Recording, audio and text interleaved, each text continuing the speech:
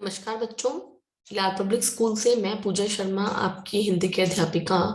कक्षा 4 में हमने अभी तक पाठ पढ़ा चींचू बदल गया। आज हम इसका बुक पार्ट और कॉपी पार्ट समझ लेंगे। बुक पार्ट में सबसे पहले देखिए बच्चों, नीचे दिए गए प्रश्नों के उत्तर दीजिए। उनमें सबसे पहला क्वेश्चन है, पक्षियों के घर को क्या कहते हैं? घोंसला। पक्षी किसकी तलाश में इधर उधर भटकते हैं? उत्तर है दाने की। चींची का स्वभाव कैसा था? शांत। चींचू किससे खुश नहीं था? एक सी जिंदगी से। अंत में चींचू को किसका पछतावा नहीं था? अपने पक्षी होने का। इन प्रश्नों के उत्तर आप अपनी किताब में ही लिख लेंगे। अगले प्रश्न पर चलते हैं। उचित उचित शब्दों से रिक्त स्थान भरिए। पहला है, चुनमुन ने अपना घर इतने सलीके से बनाया था कि उसकी कारीगरी देखते ही बनती थी। चींचू रोज रोज की एक सी जिंदगी से खुश नहीं था।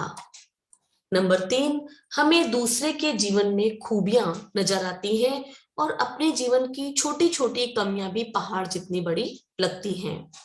नंबर 4, ननकू एक विशालकाय हाथी था जिसने चींचू के सोचने का ढंग ही बदल दिया था। नंबर 5, चींचू शाम को वापस अपने घोंसले की ओर उड़ा जा रहा था, लेकिन आज उसके मन में अपने पक्षी होने का कोई पछतावा नहीं था। अगला प्रश्न देखें, नंबर 2,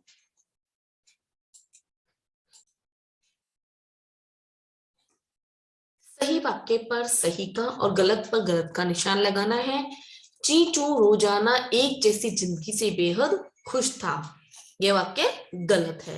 भोजन के लिए ननकू जिस खेत में जाता था उसका मालिक उसे खदेड़ने के पूरे इंतजाम रखता था। यह वाक्य सही है। नंबर 3, हम एक दूसरे के साथ प्रेम से बोलकर आपस में एक दूसरे की सहायता करके अपनी जिंदगी का पूरा आनंद ले सकते हैं। यह वाक्य सही है। चींचू के सोचने का ढंग ननकू की सीख से ने बदल ही दिया। यह वाक्य भी सही है। अब ये वाला देखें, चींची बहुत खुश था, बहुत खुश, तभी तो वह गाता जा रहा था चू चू चू चू चू चू। ये वाक्य गलत है। अंत में चींची नहीं चींचू बहुत खुश था, इसलिए वाक्य गलत हो जाएगा। अगले प्रश्न पर चलते हैं, किसने किससे और क्यों कहा? कथन है, मुझे आप बहुत अच्छे लगते हैं, काश मैं भी आपके जैसा होता। कौन कह रहा है? चींचू कह रहा है, ननकू से कह रहा है। और क्यों? क्योंकि वह ननकू के जीवन चक्र से बहुत खुश था।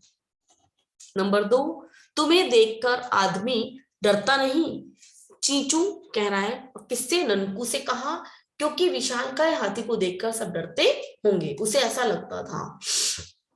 नंबर 3, कीमती दांतों के चक्कर में आदमी मुझे मारने के लिए तरह तरह के उपाय खोजता रहता है। ननकू हाथी ने कहा चींचू से, क्योंकि आज मानव अपने स्वार्थ के लिए हाथी दांत के लालच में उसका शिकार करते हैं। अब देखिए, कहानी को क्रम के अनुसार लगाना है। अब सबसे पहले देखिए कौन सी घटना हुई है। तरह तरह के पेड़ों से भरे बाग में आम के पेड़ पर चुनचुन का प्यारा सा घोंसला था, जिसमें वह चिड़े और दो छोटे छोटे बच्चों चींची और चींचू के साथ रहती थी। ये प्रथम है, फर्स्ट नंबर है। सेकंड क्या होगा? चींची और चींचू के स्वभाव में अंतर था, ये 2 नंबर का। थर्ड नंबर होगा, चींचू रोज रोज की एक सी जिंदगी से खुश नहीं था। फोर्थ होगा, ननकू ने चींचू को अपने जीवन की परेशानियों के बारे में बताया। 5 होगा, चींचू को ननकू की यह बात समझ में आ गई कि हम एक दूसरे के साथ प्रेम से बोलकर आपस में एक दूसरे की सहायता करके अपनी जिंदगी का पूरा आनंद ले सकते हैं। 6 नंबर होगा, चींचू को पक्षी होने का पछतावा नहीं रहा, वह खुश होकर गाते हुए घर लौटा। इनके आगे आप नंबर डाल लेंगे।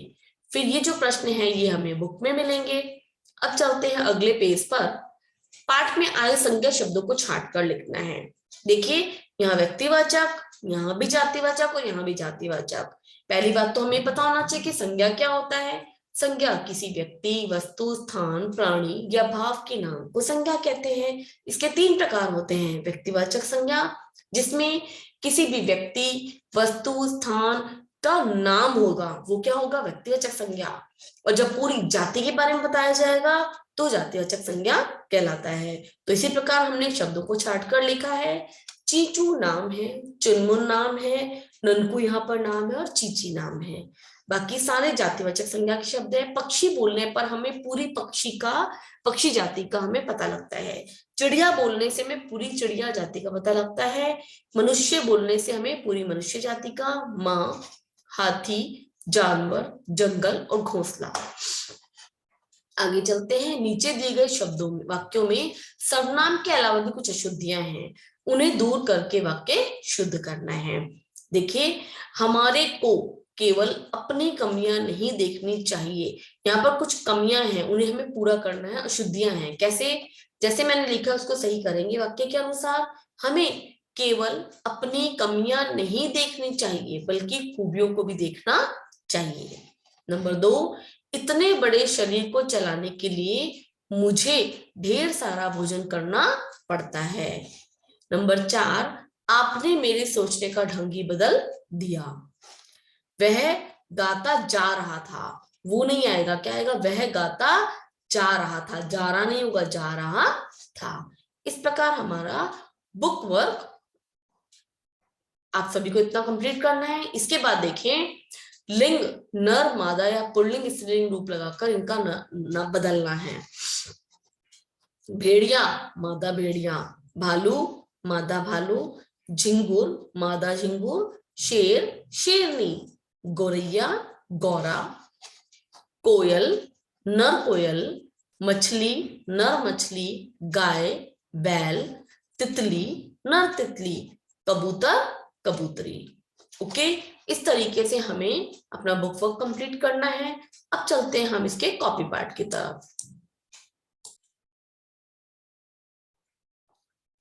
हाँ जी बच्चों, कॉपी पार्ट में देखें, सबसे पहले हमें पार्ट का नाम लिखना है, पार्ट का नंबर लिखना है, चींचू बदल गया।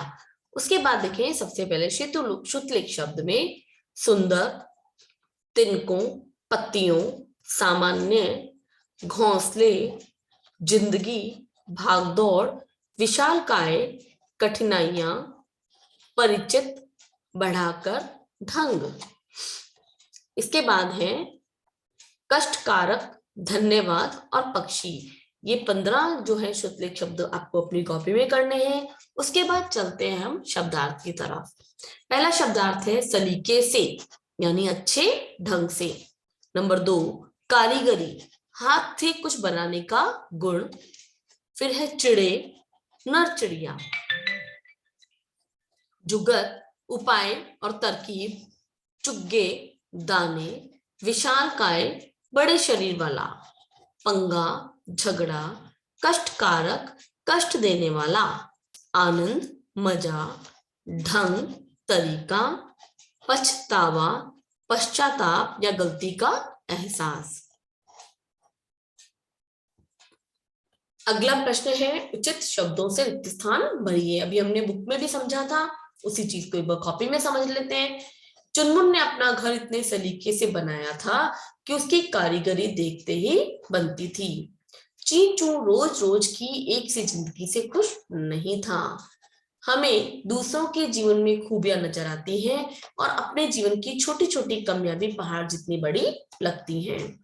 ननकू एक विशालकाय हाथी था जिसने चींचू के सोचने का ढंग ही बदल दिया। जहां जो रिक्त स्थान है उसे वहां पर पूर्ति करके आपको अपनी कॉपी में पूरा करना है। नंबर 5, चींचू शाम को वापस अपने घोंसले की ओर उड़ा जा रहा था, लेकिन आज उसके मन में अपने पक्षी होने का कोई पछतावा नहीं था। सही वाक्य के आगे सही का तथा गलत के आगे गलत का निशान लगाइए। चींचू रोजाना की एक जैसी जिंदगी से बेहद खुश था। यह वाक्य गलत है। भोजन के लिए ननकू जिस खेत में जाता उसका मालिक उसे खदेड़ने के पूरे इंतजाम रखता था। यह वाक्य सही है। हम एक दूसरे के साथ प्रेम से बोलकर आपस में एक दूसरे की सहायता करके अपनी जिंदगी का पूरा आनंद ले सकते हैं। ये वाक्य भी सही है। चींचू के सोचने का ढंग ननकू की सीख ने बदल ही दिया। ये वाक्य भी सही है। नंबर 5 देखिए, चींची बहुत खुश था, बहुत खुश तभी तो वह गाता जा रहा था, चू चू चू चू चू चू। ये वाक्य गलत है। अब देखिए अगला प्रश्न हमारा, किसने किससे और क्यों कहा। पहला देखिए, मुझे आप बहुत अच्छे लगते हैं, काश मैं भी आपके जैसा होता। चीचू ने ननकू से कहा क्योंकि वह ननकू के जीवन चक्र से बहुत खुश था। नंबर 2, तुम्हें देखकर आदमी डरता नहीं। चीचू ने ननकू से कहा क्योंकि विशालकाय हाथी को देखकर सब डरते होंगे। नंबर ग, कीमती दांतों के चक्कर में आदमी मुझे मारने के लिए तरह तरह के उपाय खोजता रहता है। ये किसने कहा है? ननकू हाथी ने चीचू से कहा क्योंकि आज मानव अपने स्वार्थ के लिए हाथी दांत के लालच में उसका शिकार करते हैं। आगे देखिए, निम्न शब्दों से वाक्य बनाइए। विशालकाय, ननकू एक विशालकाय हाथी था। शांत, चीची का स्वभाव शांत था। घोंसला, पक्षियों के घर को घोंसला कहते हैं। जिंदगी, चीचू एक से जिंदगी से खुश नहीं था। पछतावा, अंत में चीचू को अपने पक्षी होने का कोई पछतावा नहीं था। अब आगे देखिए, निम्नलिखित प्रश्नों के उत्तर एक शब्द वाक्य में देने हैं। चुनचुन कौन थी? वह अपने घर में किनके साथ रहती थी? चुनचुन एक चिड़िया थी। वह अपने घर में अपने चिड़े और 2 छोटे छोटे बच्चों चीची और चीचू के साथ रहती थी। प्रश्न 2, चीचू सुबह जल्दी क्या करता था?